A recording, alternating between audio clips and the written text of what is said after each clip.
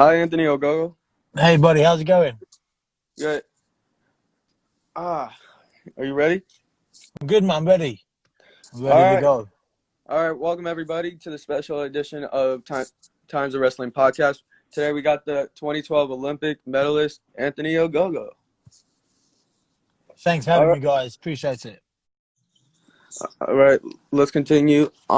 In Yeah, 2005, you were in the IABA Cadet World Championship, right? And you won gold by defeating Ruslan Dervinov.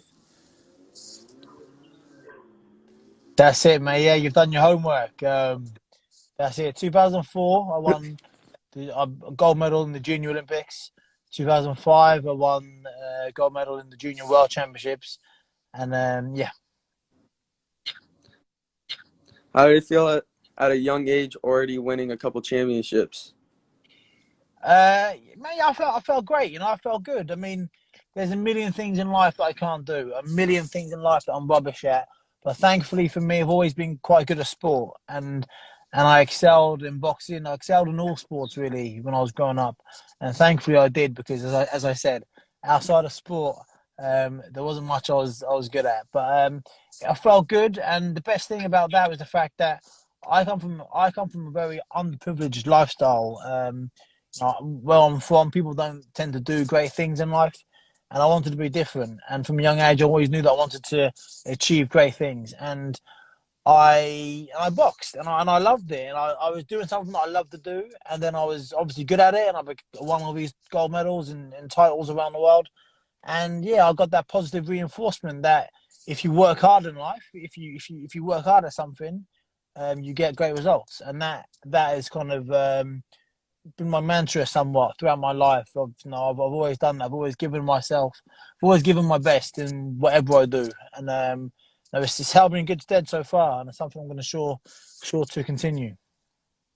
So that was your motivation growing up. Indeed, indeed. Yeah, All right. I just wanted to be somebody in my life. I wanted to be more than anybody thought someone like I ever could. And I knew, as I said, I knew that in this life, you don't get things given to you. When you come from a poor background like I did, when you grew up with not a lot of stuff like me, you don't get things handed to you. If you want something in life, you've got to go out there and work for it. And that's what I've done my entire life. So yeah, and that's what I'm still doing. And how did it feel being the first British boxer to make your Olympic debut? Yeah, that was amazing. That was great, because Olympics were the biggest thing an athlete can do, and they weren't just the Olympics for me. It was the London Olympics. So it was my hometown, where I'm from, where I live. So I was competing in front of. Um, all right, so you beat Junior Castillo by a score of 13-6, correct? Yeah, I mean, I guess so. If you've read it on the internet, I probably have. I don't really. I don't. All right, so Cool. so you started this new fitness workout called 7 Minute Morning. How does that work exactly?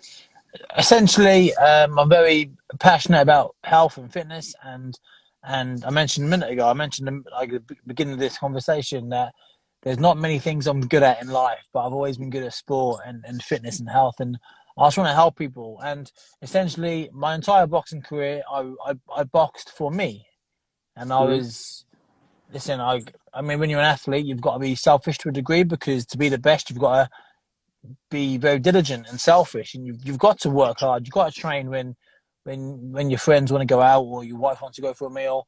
Sometimes you've got to say no. You've got to focus on yourself. And I was very selfish because you've got to be as an athlete. And I Hmm. always, when my boxing career ended, I wanted to learn from the mistakes I made in my boxing career and just or make amends for being that selfish guy I was. So I want to now help people as well. And the best way I can help people in my current situation is help people kind of achieve a better level of mental and physical fitness. And I think the best work, I mean, so I've created a series of workouts. 7 minute KO Fit is my program. Um, a series of 7 minute boxing themed fitness workouts to help people just to become better, fitter, happy, healthier.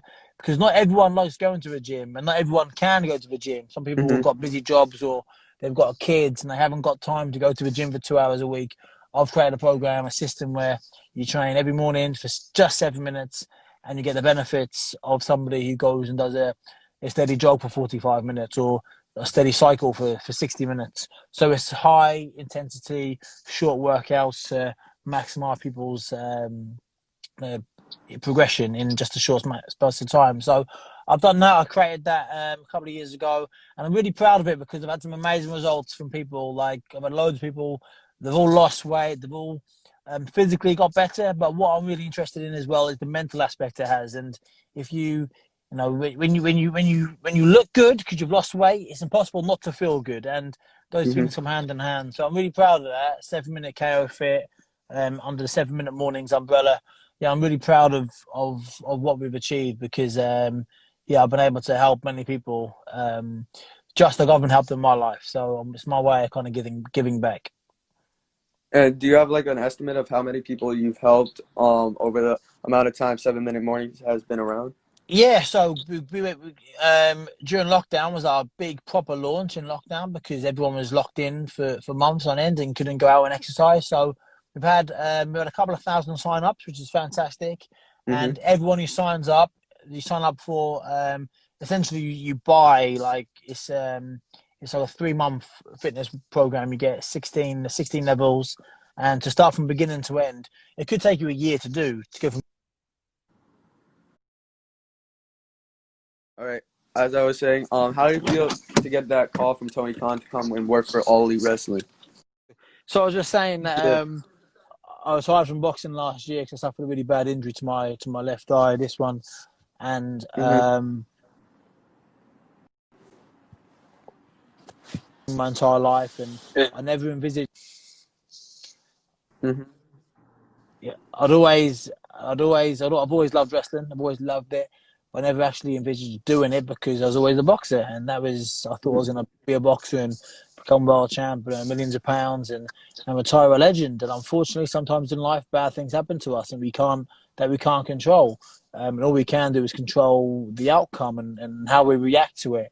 And my dream got cut short. My dream of becoming a world champion in boxing got cut short, Mm-hmm. and I had to retire. And I had a big decision to do. What do I do now? What's going to give me the same amount of happiness that boxing gave me? What's going to give me the same amount of fulfillment?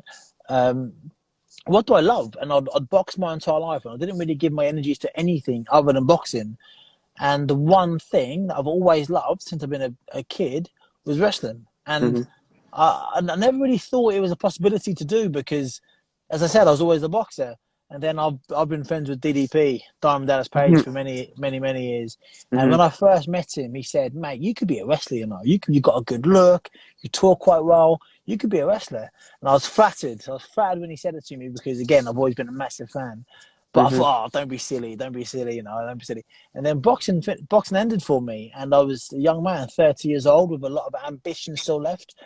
And he said, now do you want to give it a go? And I was like, yeah, I think I do. I think I do. You know, I definitely do. And when once I got my head around it, I was all in, like I am. Anything I do, I give it my best, and I'm all in. And the second I decided to become a professional wrestler, I've given it my all, and I put on a load of weight. Because as a boxer, I used to box at middleweight, which is Mm-hmm. 160. I've put on a lot of weight, and I feel good. I've learned as much as I possibly can, and I had a choice to make. Do I join the joy? Do I? And then WWE, they reached out to me.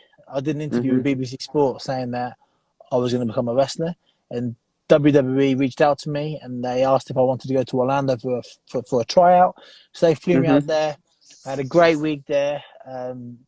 They were about offering me a contract, and then through DDP, I met Cody. And I did some stuff with Cody in the ring, and he done an episode of Road to Double or Nothing on me.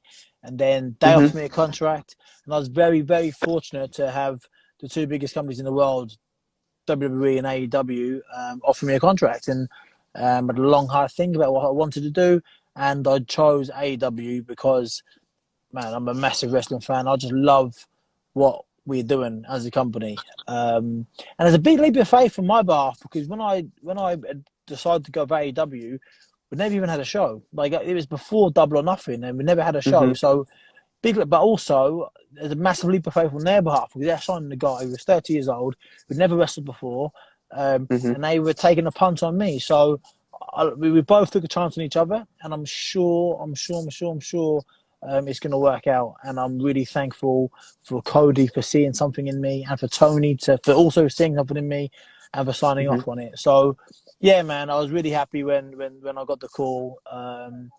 Yeah, and it's been a frustrating year since because it took me a long time to get my visa because Hmm. of red tape, no other reason, just because it takes a long time to get visas, and mine took a long time. And after 7 months of waiting for a visa, I finally got to the US, and 3 weeks later, COVID happened, and I had to Yeah. come back to London. So it's been a long monotonous wait for the last year, and I'm chomping at the bit to kind of go over to the US and start properly and start wrestling on these big shows and be in the ring with people like Cody and all those guys. So I can't wait.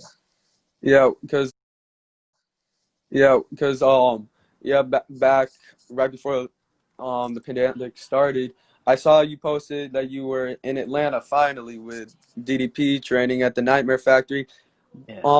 Were you told of like any type of debut date or an estimate on when you could have made your debut Yeah, before this listen, pandemic? yeah, so I'm brand new. So the reason why I'm brand new, like I've got a lot to learn, and Hmm. I've been a fan my entire life. And when I say that, Hmm. that's a shoot.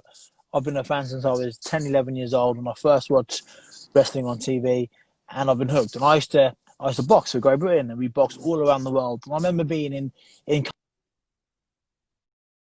yeah, yeah, I did.